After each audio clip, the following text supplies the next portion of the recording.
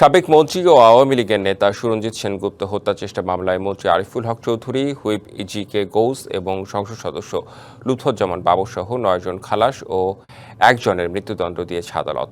দুপুরে সিলেটের দ্রুত বিচার ট্রাইব্যুনালের বিচারক এ রায় ঘোষণা করেন। ২০০৪ সালে সুনামগঞ্জের দিরাইয়ে আওয়ামী লীগের তৎকালীন মন্ত্রী সুরঞ্জিত সেনগুপ্তের সমাবেশে বোমা হামলায় নিহত হন এক যুবলীগ কর্মী। ঘটনার পর সুরঞ্জিত সেনকে হত্যা চেষ্টা ও বিস্ফোরক আইনে ২টি মামলা দায়ের হয়। আসামি করা হয় বিএনপি নেতা আরিফুল হক চৌধুরী, লুৎফুজ্জামান বাবর, জি.কে. গৌস সহ ১২ জনকে।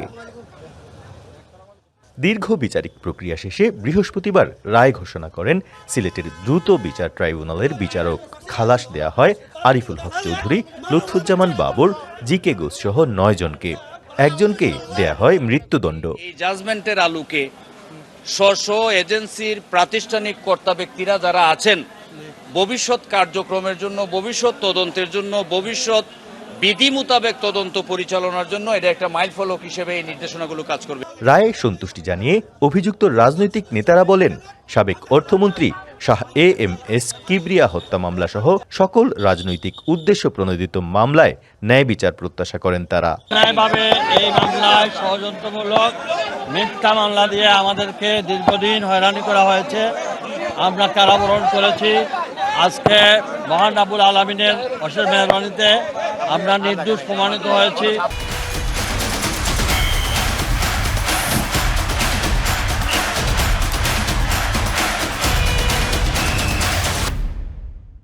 এবং এখানে সিলেটের যেটার সাথে আমি বা গাউস বা আরিফ কেউ কোনো জড়িত না, তাদেরকে আমাদের আসামি করা হয়েছে। আজকে দেখেন শেখ হাসিনা কোথায় আর আমরা কোথায়? আল্লাহর কাছে লাখ লাখ শুকর।